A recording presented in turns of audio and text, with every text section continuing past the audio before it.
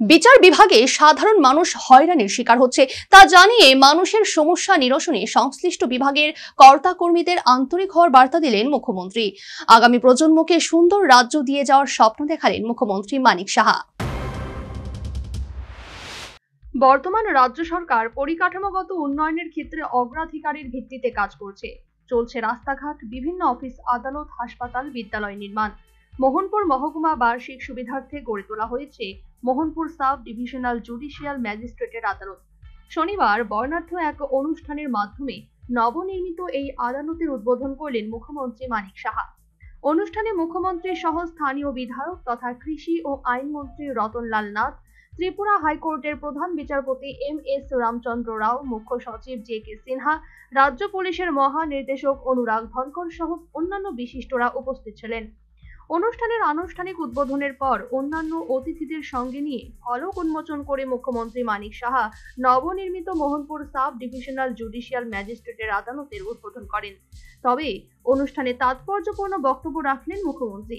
বিচার বিভাগে সাধারণ মানুষ হয়রানির শিকার হচ্ছে তা জানিয়ে অনুষ্ঠানে নিজ ভাষণে মানুষের সেসব সমস্যা নিরসনে সংশ্লিষ্ট বিভাগের কর্তা-কর্মীদের আন্তরিক হওয়ার তিনি বার্তা দিলেন। তারপরেও কিন্তু সাধারণ মানুষের সমস্যা মাঝে মাঝে হয়। আমি সাথে সাথে আধিকারিকদের বলি ফোন লাগান, সেখানে ফোন লাগিয়ে কথা বলি কেন সেটা হলো।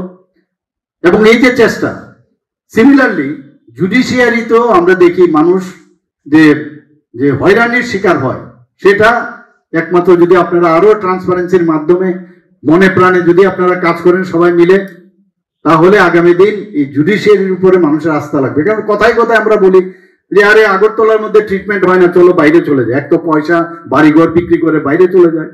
ঠিক তদ্রুপ আরে কোর্টে গিয়ে কি হবে, লাভ হবে না, কোনো জাজমেন্ট পাবে না।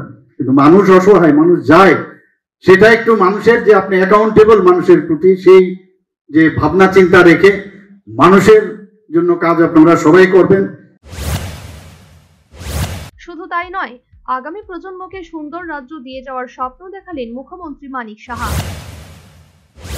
মানুষ অসহায়, মানুষ যায়, সেটা একটু মানুষের যে আপনি অ্যাকাউন্টেবল মানুষের প্রতি সেই যে ভাবনা চিন্তা রেখে মানুষের জন্য কাজ আপনারা সবাই করবেন, সে আশা আমি করছি। এবং এই আজ যখন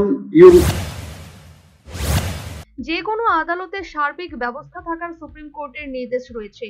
সে তথ্য দিয়ে মোহনপুরে যে আদালত নির্মাণ করা হয়েছে তার সার্বিক ব্যবস্থা ও সুবিধা সম্পন্ন এবং আগামী দিনে অন্যান্য রাজ্যে যে সমস্ত মহকুমা আদালত নির্মাণ করা হবে, মোহনপুর মহকুমা আদালতের ধাঁচে সর্বসুবিধাযুক্ত যেন করা হয়, সে ব্যাপারে অনুষ্ঠানে নিজ ভাষণে আহ্বান জানিয়েছেন আইনমন্ত্রী রতনলাল নাথ।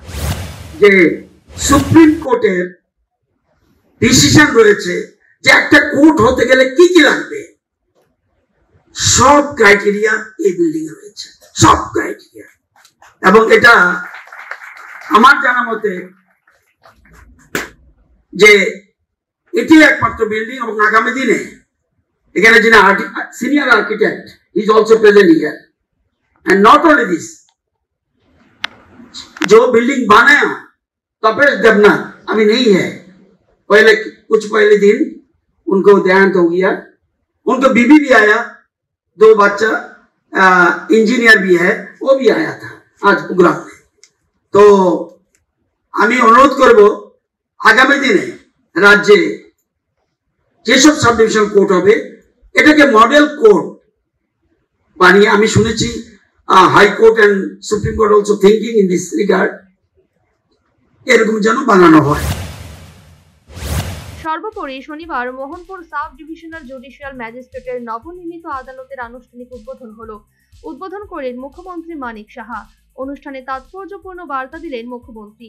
বিচার বিভাগে সাধারণ মানুষ হয়রানির শিকার হচ্ছে তা জানিয়ে এই সমস্যা নিরসনে সংশ্লিষ্ট বিভাগের কর্তা-কর্মীদের আন্তরিক হওয়ার আহ্বান জানিয়েছেন মুখ্যমন্ত্রী মানিক সাহা এবং আগামী প্রজন্মকে যেন একটা সুন্দর ত্রিপুরা দিয়ে যাওয়া, সে ব্যাপারে সবাইকে ঐক্যবদ্ধ হয়ে কাজ করার তিনি আহ্বান জানান। পাশাপাশি রাজ্যবাসীকে ভবিষ্যৎ স্বপ্ন দেখার পরামর্শ দিলেন মুখ্যমন্ত্রী। Bureau report, news vanguard.